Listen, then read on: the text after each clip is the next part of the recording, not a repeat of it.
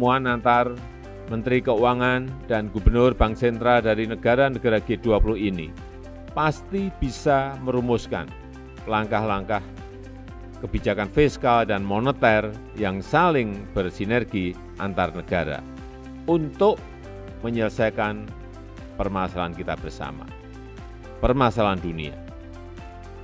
Kita harus berkolaborasi untuk menangani isu-isu strategis global tersebut dengan capaian-capaian yang nyata, capaian-capaian yang terukur untuk mengatasi masalah dan juga mencegah masalah, agar pertumbuhan ekonomi dunia lebih inklusif dan berkelanjutan. Di Indonesia, pemimpin ekonomi dunia berkumpul menjadi satu. Terdiri dari 20 negara anggota G20, 8 negara undangan, 17 organisasi internasional atau regional, dan 389 delegasi. Tentu saja untuk berkolaborasi mewujudkan pemulihan bersama.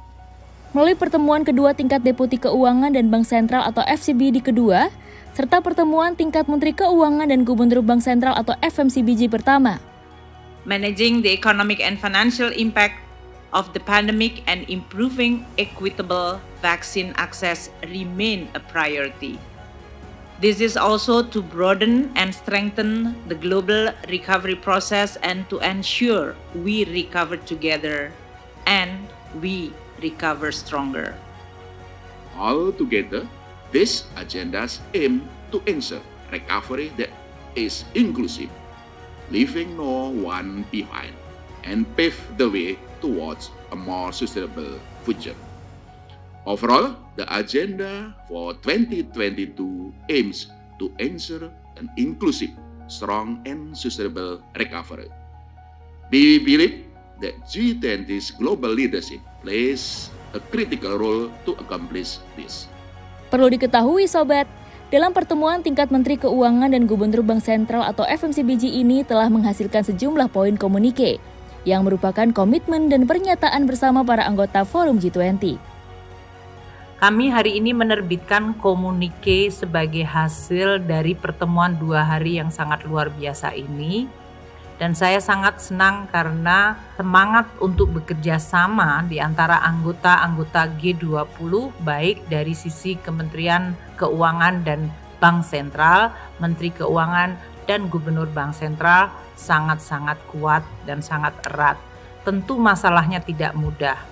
Karena seperti kita ketahui, dunia saat ini pemulihannya memang berlangsung tapi tidak merata. Dan muncul tantangan-tantangan baik dari sisi pandemi itu sendiri maupun muncul tantangan-tantangan baru seperti kenaikan harga komoditas, adanya supply disruption, dan juga mismatch antara demand dan supply yang menyebabkan kenaikan inflasi yang kemudian juga akan menciptakan implikasi pada kebijakan-kebijakan di berbagai negara yang berpotensi menciptakan spillover.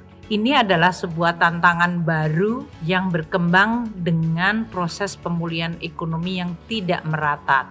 Dalam hal ini disepakati dari sesi kedua ini perlunya bahwa dalam rangka mendukung stabilitas makroekonomi dan sistem keuangan global, G20 berkomitmen untuk menerapkan kebijakan normalisasinya yang dikalibrasi secara baik, diperhitungkan secara baik atau well calibrated. Juga direncanakan secara baik, well planned, dan juga dikomunikasikan dengan baik, well communicate. Ini penting agar normalisasi kebijakan yang dilakukan oleh negara-negara maju itu tentu saja berdampak minimal terhadap kondisi pasar keuangan global dan dampak rambatannya terhadap negara-negara berkembang yang sering kita sebut spillover. Ini juga sangat penting agar pemulihan ekonomi global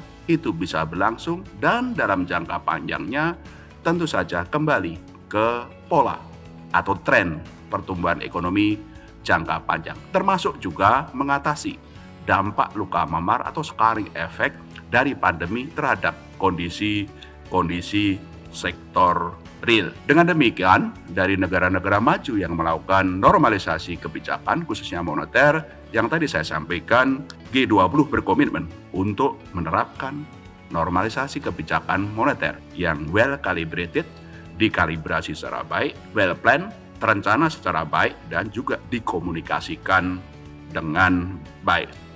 Selain itu, sejumlah side event juga turut digelar guna beri makna untuk perdalam literasi masyarakat terkait isu-isu yang menjadi agenda prioritas G20, seperti inovasi sistem pembayaran digital, ekonomi berkelanjutan, keuangan hijau, exit strategi, dan topik-topik lainnya. Dengan narasumber luar biasa, ilmu yang diberikan tentu mampu mewujudkan asa menuju pulih bersama. Rangkaian pertemuan G20 akan masih berlangsung hingga Oktober 2022. Sehingga masih ada waktu nih Sobat Rupiah untuk menjadi saksi kepemimpinan Indonesia dalam mengawal pulih bersama. Recover together, recover stronger.